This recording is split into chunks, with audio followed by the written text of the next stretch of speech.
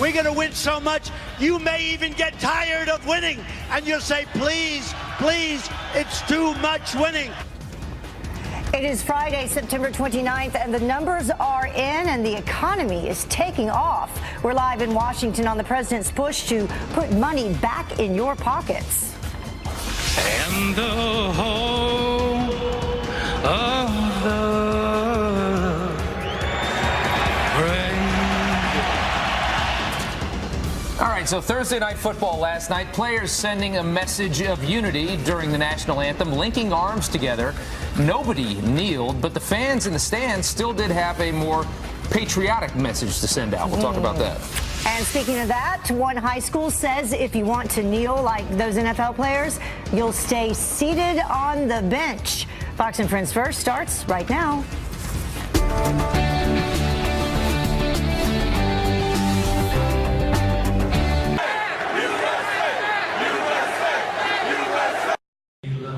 Tennessee Titans tight end Delanie Walker doesn't care how his fans feel about this, telling anyone upset about him taking a knee they can just stay home. Meantime, the Denver Broncos and Pittsburgh Steelers are planning to stand at their next game, which will be on Sunday. As for the NFL, well, it's now plotting a path forward days after sparking nationwide outrage. We just learned Commissioner Roger Goodell is meeting with owners and players about the national anthem protests.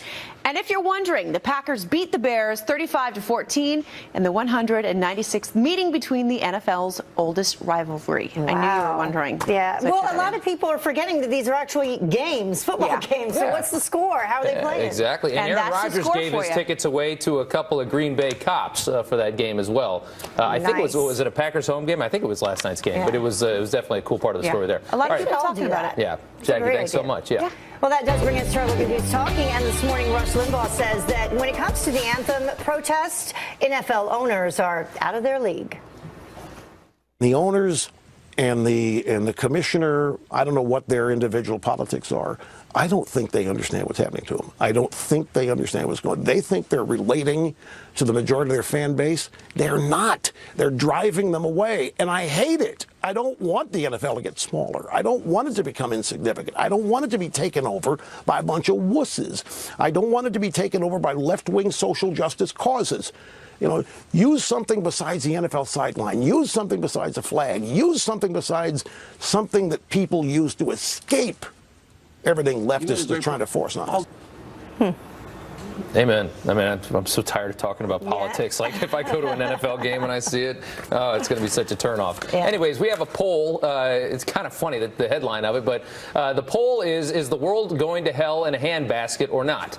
And here are some of the numbers as they have come in. Yeah, Democrats say 70% they say yes, but back in October of 2014, only 48% said yes, and then Republicans 42% think that it is, but back in 2014, 71%. So the complete opposite, depending on your side of the political spectrum. I think that's very standard issue for when you have a particular party in power and another party's out of power. But here, this could be a reason why. I mean, that's a very bold statement. The world is going to hell in a handbasket. But this could be why. Americans, it seems, are more divided than ever on themes or on things just like the national anthem. And here's Mike Huckabee talking more about that.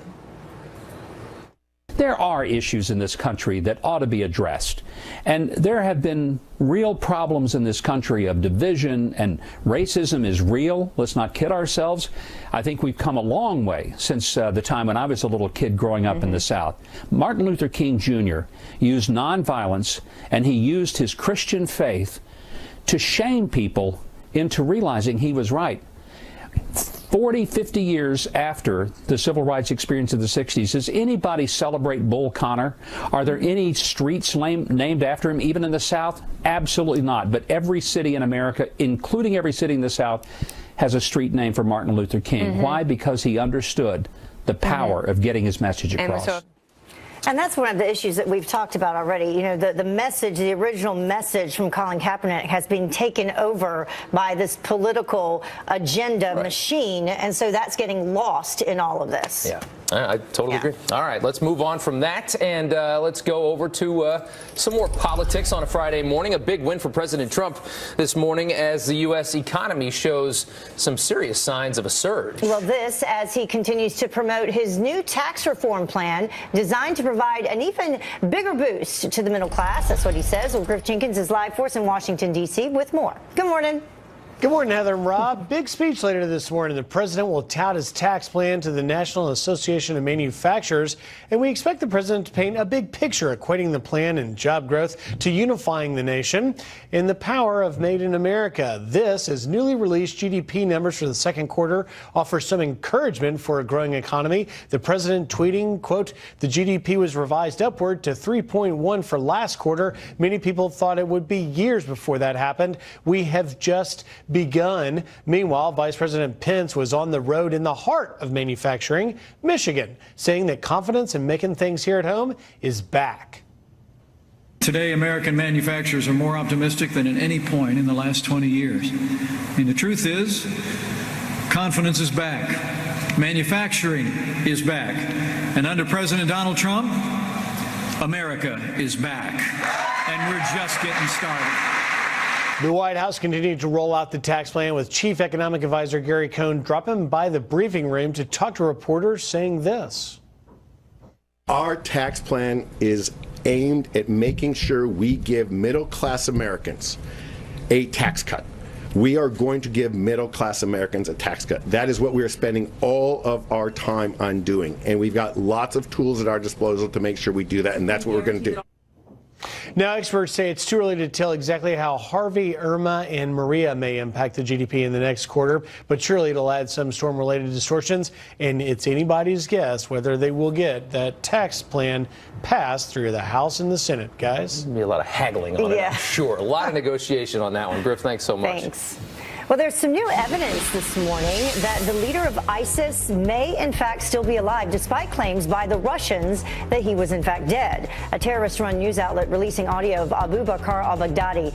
U.S. officials cannot confirm, though, when it was recorded, but the terror leader does mention specific threats between the U.S. and North Korea. Russian officials claim that he was killed in an airstrike back in June, but the Pentagon was never able to confirm his death. All right, the White House opening an internal investigation into the use of private emails by administration staff. Presidential advisor Jared Kushner is at the center of the probe, along with his wife, Ivanka Trump. His lawyer says his emails were very limited and not classified and were forwarded to other accounts to be preserved. Other former and current officials reportedly being investigated are Steve Bannon, Reince Priebus, Gary Cohn, and Stephen Miller. And in the meantime, Health and Human Services Secretary Tom Price coming clean and paying up for using taxpayer-funded private jets for government and personal use. And he plans to pay back, he says, for $52,000 of his share of the $400,000 total travel bill accumulated just since May. And he will now fly commercial.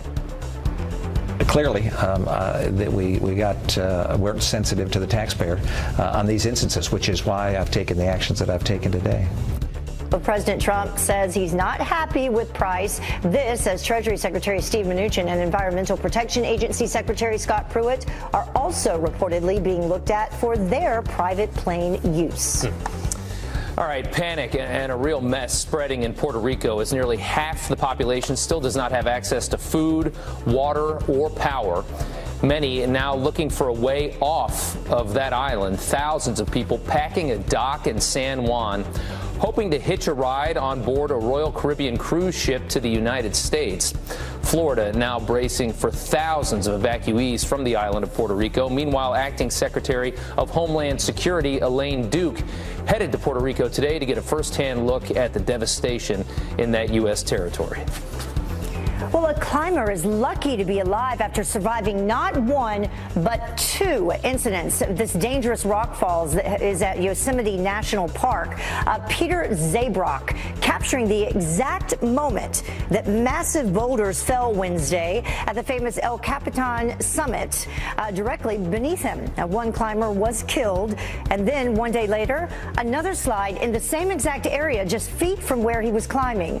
Officials estimate that the second rock slide was 10 times bigger than the first. He's very lucky. Yeah, he is lucky.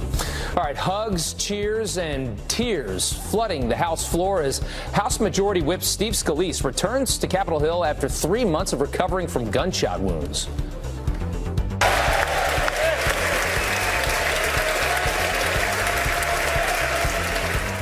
There he is walking in. Scalise thanked his doctors and the first responders, calling them heroes. Scalise said the attack made a profound impact on his life. It's only strengthened my faith in God, and it's really crystallized what shows up as the goodness in people. I got to see that goodness in people. Well, Scalise and 4 others were hurt after a gunman opened fire at a congressional baseball practice back in June. That gunman was shot and killed. Yeah, it was an amazing moment. He said he immediately began to pray and that he's an example of miracles. Yeah, that was not an easy recovery either. No. They hit him in a place where he could have lost his life days after that happened. Yeah. Well, the time now is 10 minutes after the top of the hour, and we introduce you to the officer who was all fired up about those NFL anthem protesters yesterday. Listen. People who die for that flag, it ain't a game. That's real life. That's real sacrifice. Today, that officer joins us live, and you better believe there's plenty more where that came from. Also, hire American or else, how the Trump administration is fighting to keep jobs out of the hands of foreign workers. Plus, he's the 43rd president, but he's #1 Grandpa George W. Bush like you've never seen him ahead.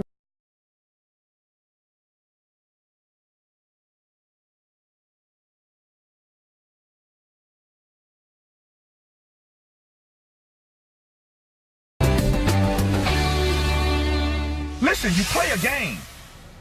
This is fairy tale world. You suit up, you lose, you go home. Real heroes, when they lose games, they don't come back. The people who die for that flag, it ain't a game. That's real life. That's real sacrifice. That's well said. And standing up to those who are taking a knee right now, a fed-up police officer going viral for putting what he calls pampered NFL millionaires in their places. And this morning, Arizona police officer Brandon Tatum joins us live. Officer, thank you so much for coming on this morning. We really do appreciate your time. I know it's very early in Arizona. Yes, it is. Well, thank you for having me. Of course. And I'm not sure if you even got to stay up to watch it last night, but Thursday night football, nobody took a knee. What did you think of that? Well, I've decided that I'm not going to participate in watching football anymore as long as they continue to disrespect the flag. But it's good to hear that they're not doing it anymore, and I hope that continues. And you were an athlete yourself, so not watching football probably is not the easiest thing to do. Right. I mean, it's a challenge. I'm not going to lie. I mean, I love football. It's been an American sport. I played football. You know, I've had dreams of playing in the NFL, and not watching it is a decision that I was going to make. But hey, you know, I think that if they do the right thing, maybe I'll continue to watch it. Absolutely. Well, let's talk about the issue here for a second. Obviously, you know, I want to be pragmatic about this. There are issues like with anything else. Nothing is perfect. No organization is perfect. There are somewhere around 1 million law enforcement officers in this country, and nobody denies that in any group that large there's going to be a few bad apples. But when somebody like Colin Kaepernick goes to practice and wears, you know, socks that depict police officers as pigs, to just lay that out and to send a message as if, you know, the entire organization of law enforcement officers are violent, have an issue. How does that make you feel as a police officer that, you know, does the job right?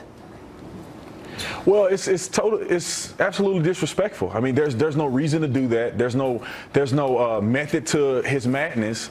Yeah. It's just flat out disrespect, and what it's doing is it's causing police officers to be in danger.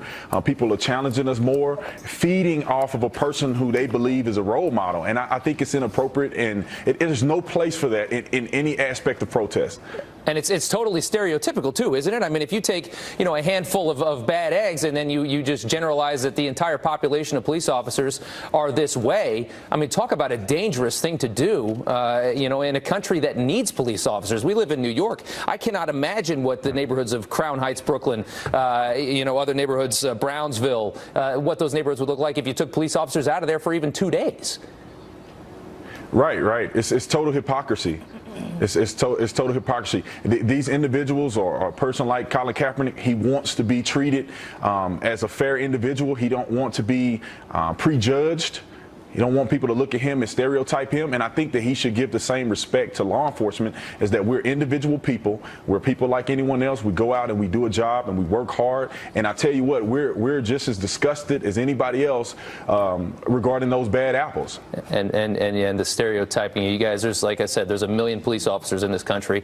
99.9% of you guys are doing a hell of a job. And officer, we thank you so much for coming on this morning. We do appreciate it. All right, thank you. Thank you for having me.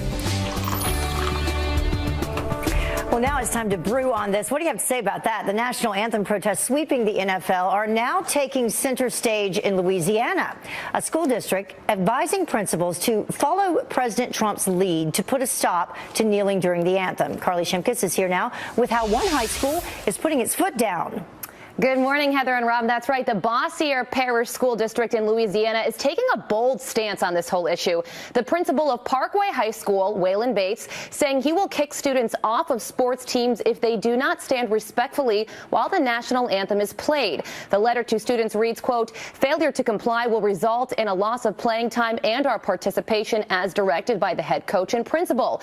Continued failure to comply will result in removal from the team. Now, the American Civil Liberties Union claiming enforcing these rules on athletes is a violation of their First Amendment rights. So we wanted to ask you, should high schools punish players who protest the anthem? Send us your comments on Facebook, Twitter, or send an email to foxfriendsfirst@foxnews.com, and we'll share them later on in the show. Rob, Heather, should be pretty interesting. Yes, the controversy continues. Every time we ask for comments, we usually get some good ones. We sure get a whole lot of them. Love Brandon, though. Yeah. Awesome. Oh, yeah, he was great. All right, 19 minutes after the hour now, a librarian tosses children's books donated by First Lady Melania Trump. And you might be able to guess, but we're going to tell you why. Makes no sense. And it is National Coffee Day, where you can find the best deals for your daily dose of caffeine. Up next.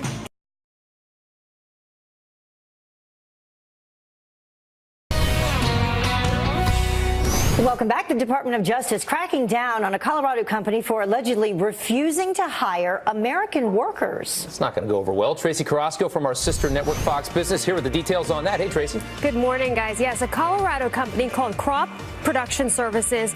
The Justice Department has filed suit against them for saying they refused to hire American workers, instead chose to hire seasonal foreigner workers. Now, the Justice Department says they were working on a settlement with the company, but those talks broke down when they couldn't agree on anything. Now, the DOJ statement reads in part, in the spirit of President Trump's American executive order on Buy American and Hire American, the Department of Justice will not tolerate employers who discriminate against U.S. workers because of a desire to hire temporary foreign visa holders. And now this, Whole Foods Market, they said that credit card payment information may have been stolen from tap rooms, restaurants, and other venues located inside of its stores. Now, this doesn't apply to the grocery store checkouts because they use a different point of sale, but we don't know exactly the scope of this data hack, when it happened, but law enforcement is involved. And it is National Coffee Day today. So what does that mean? That means free coffee for everybody. A lot of places giving out free coffee. Cinnabon, you can get a 12-ounce coffee. Krispy Kreme, they're celebrating all weekend. Get a free cup of coffee any size today through Sunday. Other places, Pete's Coffee, 7-Eleven, Tim Hortons also have deals. And Dunkin' Donuts, they have brought in some goodies for us to celebrate National Coffee Day. We've got fall favorites here. Yes. Is everybody ready for dessert? Yes. It's 5:25 in the morning. The thing that I think is interesting is that says maple coffee. Is that what? Yes, there's a new maple pecan one of those? coffee. Sure. Okay. We're assuming try that's the maple. Yeah. Yeah. All right. Thanks. Right? And pumpkin spice over This is there, of regular course. coffee. Yeah, I'm going to try the pumpkin spice. I'll take a pumpkin You want spice pumpkin? too. Okay. This is my first cup of coffee today. Thank you. There you go. I'm sure you do too. So cheers to National Coffee Day. Oh, whoops. Cheers, Yeah, friends. absolutely. Yes. Oh my God, the maple Cheers to the maple donut. is really delicious. Jackie's already got a donut. I love it. You know what? I got another one in here, Rob. Baby wants it. You know what I'm saying? All right. That's right. Oh, yum. We've got plenty of donuts. It smells so good, too. Anyway. That's what I love about you. All right. Not afraid to Bold make a mistake. move. We got our sugar bomb. Yes, All right. we do. Thank you so much, Thanks, Tracy. guys. Well, the time now is about 25 minutes after the top of the hour. Will Black Lives Matter ever be held accountable for their violent protest? One judge just made them untouchable. Also, more protests at Thursday Night Football, sort of. So what do you think? What do fans think? I've been through 2 wars. I've seen a lot, lost a lot of friends, and that flag is actually something. We all should stand for the flag. This is America. All right, Todd Pyro hit the tailgates in Green Bay, a city that loves its football. He joins us live with a response from fans. That's coming up next. And what brought these 3 former presidents all together? We'll tell you up next. Cheers to you. Maybe it's donuts. Yeah.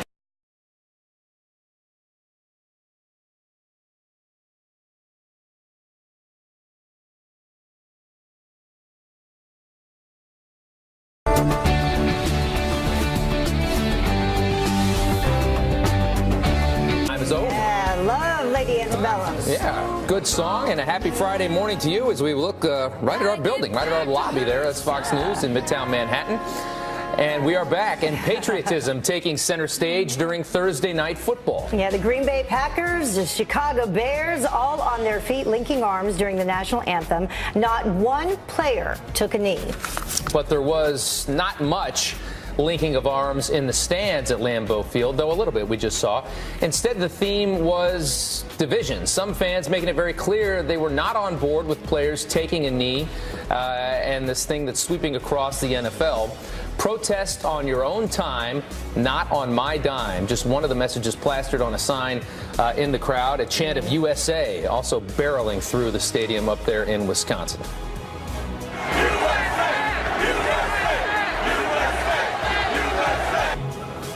Yeah, fans not really happy. The NFL now plotting a path forward days after sparking nationwide outrage. And we just learned that Commissioner Roger Goodell is meeting with owners and players about the anthem protest. And before last night's game, our very own Todd Pyro spoke with the fans to get their take on it. That's right. He joins us live now from Green Bay with more on that. Hey, Todd. Good morning, Heather and Rob. Yeah, right now we are outside one of the most famous fields in all the world, Lambeau Field, where last night one of the most storied rivalries was renewed. Green Bay Packers versus Chicago Bears. But outside the stadium before the game, we talked with individuals about what really is the national conversation right now. Check it out. As a veteran, when people kneel for the national anthem, what do you think? I've been through 2 wars. I've seen a lot, lost a lot of friends, and that flag is actually something. I mean, to see that, it's a terrible thing, man. When people kneel, what goes through your head? Stand up. Ashamed. Ashamed of our country. We all should stand for the flag. This is America. I don't even want to tell you what I feel because I think it's just absolutely the most terrible thing that I've ever seen. I kneel for the Lord, and I stand for the flag. Why are you wearing that button? I think you stand for the American flag. Do you stand for the national anthem? Do you agree with the president when he tells team owners that if they have players on their team that refuse to stand for the national anthem, that they should be fired? I don't think that is the president's decision. As an owner of the Packers myself, I think that when I saw Kendrick and all the other ones kneeling, that really disappointed me. I bought season tickets to watch these players play football, not lock arms. If your team knelt entirely, would you give up your season tickets? Oh yeah, absolutely. Do it at some other time. The national anthem is sacred to us. The flag is sacred to us. If you want to protest, don't do it on your boss's time. Don't do it on my time. I mean, I've been through too much, seen too much. I'm a disabled vet, actually. I took 3 shots for this country. I still stand for the flag. I'm in the military. My brother's in the military. I have friends that are wrapped in the flag. I have family that's wrapped in the flag. And I just feel like if you're going to protest, that isn't the right time to do it. After interviewing fans outside Lambeau about kneeling for the national anthem, we're here inside a bar just steps away from the stadium to see the response as the anthem is played. And the home of the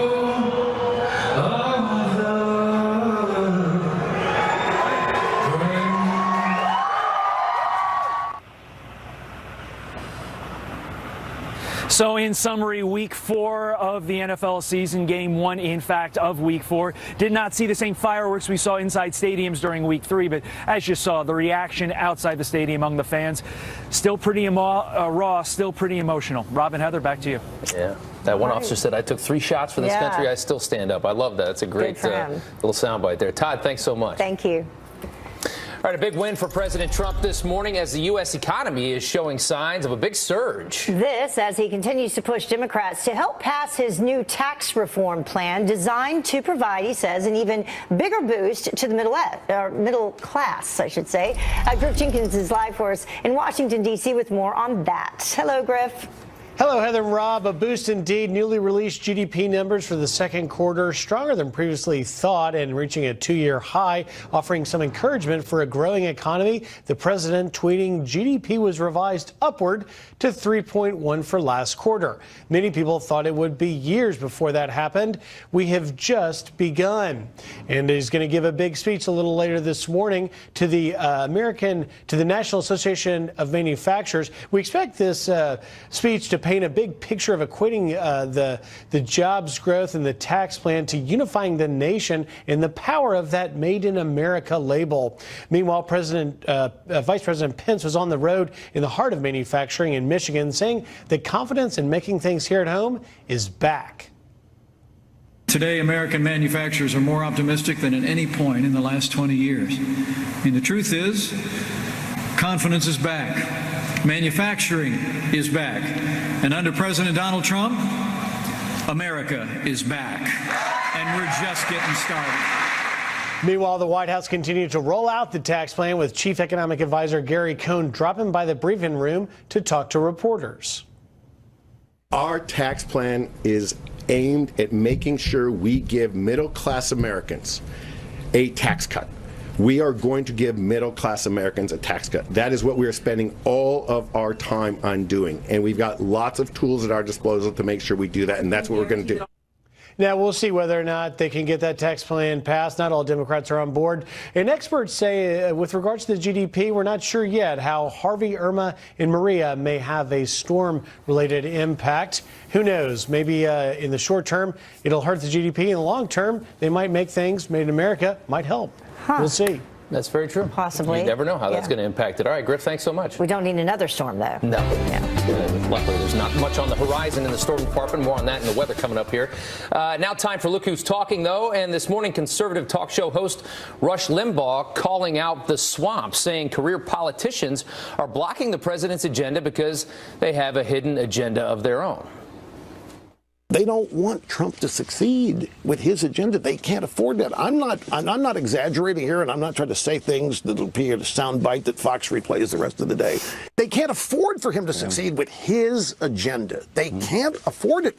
The lid's blown. The gig is over. The joke is revealed. If an outsider with no prior political experience can come in and fix messes that people have been promised would be fixed for 30 years, how does that make them look? Well, Rush, we are playing that comment again.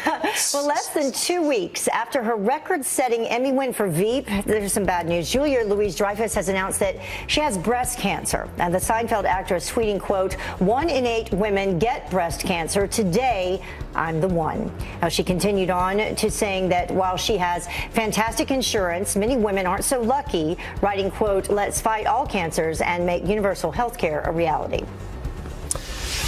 All right, the PGA rolling out the red carpet for a very special trio. Former presidents Bill Clinton, George W. Bush, and Barack Obama, all smiles as they're recognized at the opening ceremonies of the 12th annual President's Cup golf tournament at the Liberty National Golf Club in New Jersey, right across the Hudson River from New York City. It has some spectacular views from Manhattan over there.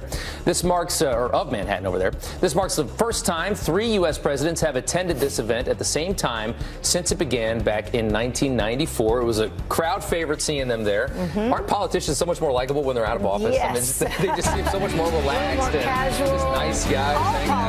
All politicians. They seem to get along outside of D.C. Oh, yeah. There's definitely a bond between former presidents because they've all been through hell together, and they know we've been through it together.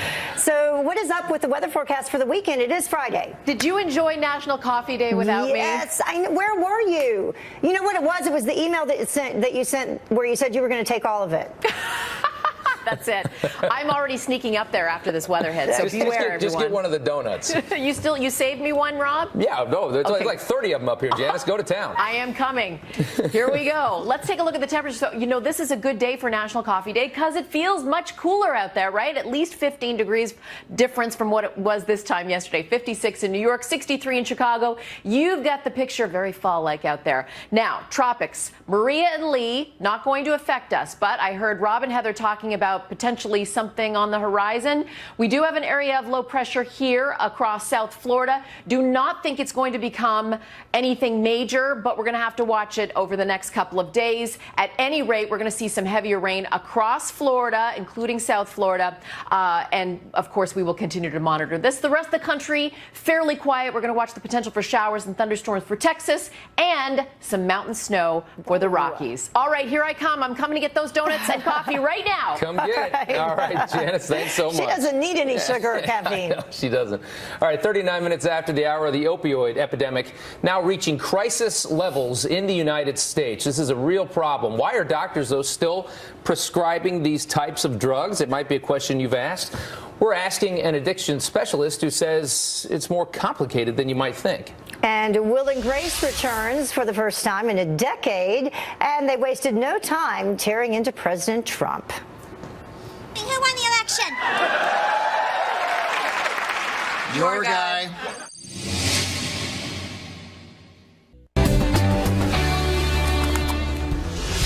All right, welcome back. The Trump administration continuing its crackdown on sanctuary cities. ICE arresting nearly 500 illegal immigrants in a massive sweep across the country. The raid, referred to as Operation Safe City, spanned 4 days. It stretched from Los Angeles all the way to New York City. Illegal immigrants with criminal charges or known gang affiliations were the ones targeted, and ICE did make it clear that people from the DACA program were not included in that roundup. All right, a federal judge single-handedly protecting Black Lives Matter in a court of law. No justice, no peace. No justice, no peace. This is, of course, a controversy over all the damage caused in these protests, a lot of violent protests. A judge ruling, though, that Black Lives Matter cannot be sued for any of the damage, calling it a social movement, not an entity, so they cannot be sued. This comes as a police officer filed a lawsuit after he was hurt during violent protests in Baton Rouge. The cop also tried to sue activist leader DeRay McKesson. The judge ruled he was within his rights to demonstrate, though. Thank you, Rob. Now to a very important topic. The White House Opioid Commission now gaining support from the First Lady. I plan to use my platform as First Lady to help as many kids as I can. I look forward to working alongside the Presidential Opioid Commission and people such as yourself to do all we can to teach children the dangerous consequences of drug abuse. Well, as the Trump administration ramps up the fight against addiction, we want to know when doctors should prescribe opioids. When are they useful and what their patients need to know? So we're asking board-certified psychiatrist and addiction specialist, Dr. Dominic Sportelli. Thank you so much for coming in early this morning. Thank you so much for having me, Heather. Such an important topic. Yeah, so let's talk about where you say it begins. And it begins with over-prescribing these medicines. It did. What we saw in the late 2011, 2012, we saw sort of a decline in the prescription opiate overdoses, but it really started, the root of this problem started with over-prescribing because it put it out there in the community. Now what we're seeing is more illicit use, but it really started with the opiate prescriptions by physicians. And we mentioned that they're trying to take some steps now to curb that, and we can show you some of the things that they're doing, working with pharmaceutical companies to find some alternatives to opioid prescriptions, develop potent but non non-addictive drugs. And here's a big one. Limit supplies to 7 days versus the 30 days. Absolutely. Do you think that will help? Yeah, listen, they're doing great things now. I'm on the front lines of this, Heather, every day. I'm in the hospital doing detox. I'm in the ICU talking to kids waking up from a coma after an overdose. I'm dealing with patients in the outpatient services for abstinence. We need to do things, right? So what's happening now is doctors have to be held accountable. What's happening is this. When I prescribe an opiate, if I were to prescribe an opiate, I need to look up the patient's history, make sure no other physicians are prescribing opiates for this person, then prescribe with a limited amount. That puts a lot of accountability on the doctor. It puts less medicine out in the community, and it really prevents patients that are doctor shopping from getting excessive supply. Yeah. So put more responsibility on the doctors in terms of knowing what drugs these patients may be taking, whereas now I know a lot of the pharmacies are supposed to be responsible for that, right? True, yeah. true, absolutely. So you personally have dealt with this, so you know what you're talking about in terms of your family. You know, one of the reasons why I do addiction medicine and I specialize in addiction, and I really, really enjoy helping people with this horrible epidemic, is because I grew up with it. You know, I had a family member that was dealing with heroin addiction, and when I was a young child, I grew up and I saw how devastating it was to the family, literally breaking families apart. And on a personal level, I saw the suffering and the money and the rehabs and just the horrific outcomes, and I really wanted to make a difference. And now it's a wonderful thing to see people get better. Yeah. You know? So what is the answer ultimately? I mean, less prescriptions, non-addictive medicine. When would someone need this? Is there a reason people would actually need these? Well, see, that's the dilemma. That's the ethical dilemma, is right now as physicians, here's the facts. We don't have anything to treat chronic pain. That's the problem. Okay. Opioids have changed medicine for the better. There's no question about it. Post-surgical, you know, when you have someone that has terminal cancer, for example, they need opiates to help them lead better lives. People that have chronic pain have higher incidences of suicide, things like this. So as a physician, we're there to help. And opioids do help. Unfortunately, chronic pain is the problem. Yeah. You know, finding more interventional strategies to treat chronic pain is important, but also really limiting what we're doing with the opiates, because it's not meant to be a long-term solution.